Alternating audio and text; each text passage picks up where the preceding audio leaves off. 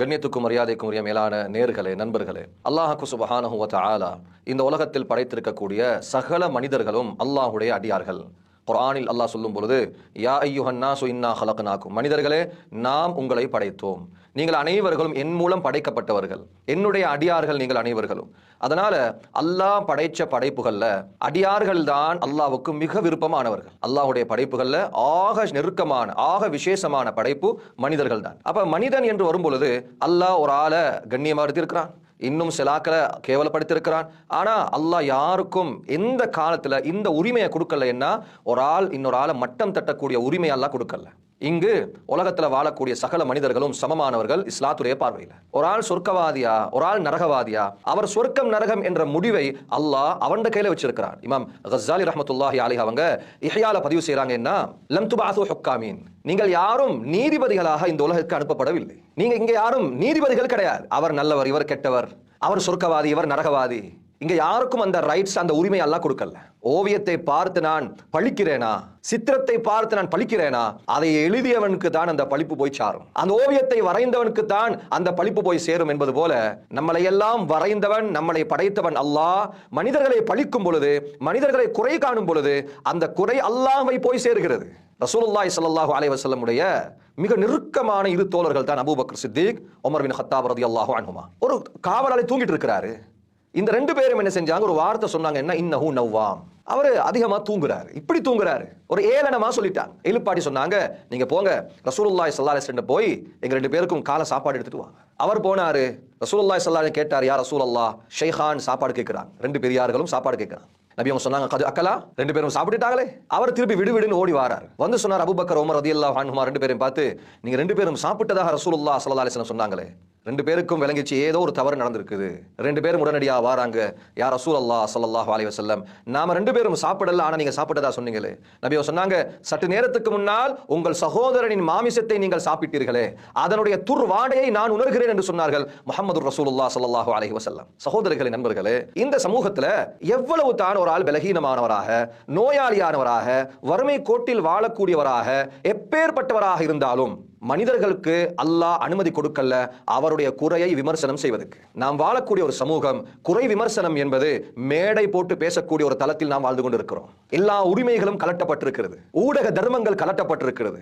யாரும் பேசலாம், எதையும் பேசலாம் என்ற ஒரு தரத்துக்கு சமூகம் வந்ததனால இன்னொருவருடைய குறையை பேசுவதில் பாரபட்சம் இல்லாமல் பேசிவிடுகிறார்கள். இதனுடைய விபரீதம் என்ன தெரியுதில்லை அவர்களுக்கு. நாளைக்கு நான் மௌத்தா போனாலும் இதுக்குரிய தௌபா எங்கிருந்து அடைவேன்? ரசூலுல்லாஹி ஸல்லல்லாஹு அலைஹி வஸல்லம் ஹதீஸ், கியாமத்துடைய நாளையில மலையளவு நன்மைகளை கொண்டு வருவார். அம்சால ஜிபால், ஒரு மலையால பல மலையளவுகள் நன்மை கொண்டு வருவார். ஆனா ஒரு ஆளுடைய குறையை பேசியிருப்பார், அசிங்கப்படுத்தி இருப்பார், ஏசி இருப்பார், அநியாயம் செய்திருப்பார். சொன்னாங்க ரசூலுல்லாஹி ஸல்லல்லாஹு அலைஹி வஸல்லம், இவருடைய நன்மைகள் குறைந்து குறைந்து குறைந்து குறைந்து எந்த நன்மையுமே இல்லாத பொழுது இன்னொரு ஆள் வந்து சொல்லுவாரு, யா அல்லாஹ் என்ன குறையும் பேசியிருக்கிறார். அல்லாஹ் என்ன செய்வான், வந்தவருடைய பாவத்தை தூக்கி இவர் மேல போட்டுருவான். இன்னொரு ஆள் வருவார், இவருடைய பாவம் தூக்கி அவருடைய மேல போட்டுருவான்.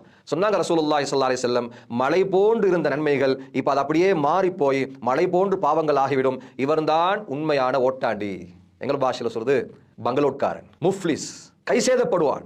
சகோதரர்களே, ரசூலுல்லாஹி ஸல்லல்லாஹு அலைஹி வஸல்லம் இன்னொரு ஹதீஸ்ல சொன்னாங்க, தீனாரும் திர்ஹமும் செல்லுபடியாகாத ஒரு காலம் வரும், கியாமத்துடைய நாள். அந்த நாளுக்கு முன்னால் நீங்கள் அனைவர்களும் ஒருவருக்கொருவர் தௌபாவை கேட்டுக்கொள்ளுங்கள், மன்னிப்பை கேட்டுக்கொள்ளுங்க. யாரை பத்தி நான் புறம் பேசினேன் அவர்களுக்கான இஸ்திக்ஃபார் செய்யுங்க. ஒரு தடவை ரசூலுல்லாஹி ஸல்லல்லாஹு அலைஹி வஸல்லம் உடைய பேரப்பிள்ளைகள் ஹசன் ஹுசைன் ரலியல்லாஹு அன்ஹுமா, ஹசன் ரலியல்லாஹு அவர்களுக்கும் அவர்களுடைய மனைவிக்கும் மத்தியில சின்ன ஒரு வாய்த்தக்கம், வெளியில சத்தம் கேட்குது. தம்பி ஹுசைன் ரலியல்லாஹு அன்ஹு சண்டை முடிஞ்ச பின்னால கேட்கிறாங்க, நானா என்ன சண்டை நடந்துச்சு, என்ன இவ்வளவு சத்தமா இருக்குது? அந்த நேரம் சொன்னாங்க ஹசன் ரலியல்லாஹு அன்ஹு, தம்பி நீங்க குர்ஆன் ஓதலையா?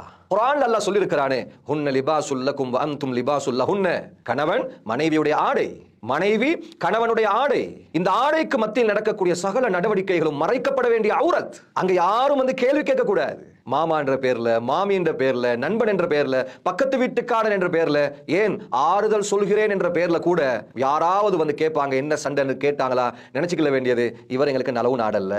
அது அப்படியே விட்டு போட்டா 3 நாள் அதுவா ஆறி போய்விடும், அதுவா அணைஞ்சு போயிடும். இது என்னது, ஆறுதல் சொல்கிறேன் என்ற பேர்ல கணவன் மனைவியை பிரிப்பதற்காக வேண்டி முயற்சி செய்கிறது. எப்படி இஸ்லாத்துடைய பார்வையில சூனியம் வந்து பெரும் பாவங்கள் ஒரு பாவமாக இருக்குதோ, சூனியத்துடைய நோக்கம் என்ன? முதலாவது நோக்கத்தை குர்ஆன் சொல்லுது என்ன, மா யுஃபர்ரிகு பிஹி பைனல் மர்இ வ ஸௌஜி, கணவனுக்கும் மனைவிக்கும் மத்தியில பிரிவினை உண்டாக்கணும், ரெண்டு பேர் பிரியறத பார்த்து சந்தோஷப்படணும். சகோதரர்கள் நண்பர்களே, இந்த சூனியக்காரனுடைய செயல்தான் எத்தனையோ பேர் கணவன் மனைவிமார்களுடைய குறைகளை ஒருவருக்கொருவர் ஷேர் பண்ணிக்கிறது. கணவன்மார்களுக்கும் சரி மனைவிமார்களுக்கும் சரி இஸ்லாம் விடுக்கிற அன்பு கட்டளை என்ன தெரியுமா? உங்களுக்கு மத்தியில் நடக்கக்கூடிய சகல பிரச்சனைகளையும் உங்களுக்குள்ளால் ரகசியமாக வைத்துக் கொள்ளுங்கள். மூன்றாவது ஆளுக்கு சொல்ல வேண்டிய எந்த அவசியமும் கிடையாது. எல்லா நிலைமைகளையும் அருமை ரசூலுல்லாஹி ஸல்லல்லாஹு அலைஹி வஸல்லம் சொன்னாங்க, எல்லா நிலைமைகளையும் உங்கள சிறந்தால் யார் தெரியுமா? உங்கள் மனைவிக்கு சிறந்தவர்.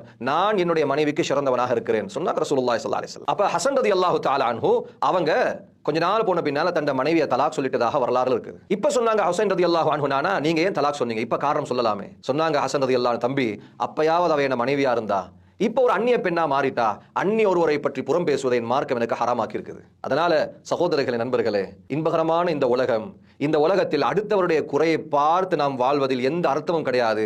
வாழ்நாளில் அரைவாசி அதிலே கழிஞ்சு போயிடும். இந்த உலகத்தின் அழகை நாம் அனுபவிப்பது இந்த கண்ணால். இந்த கண் உலகத்துக்கு நிகரானது.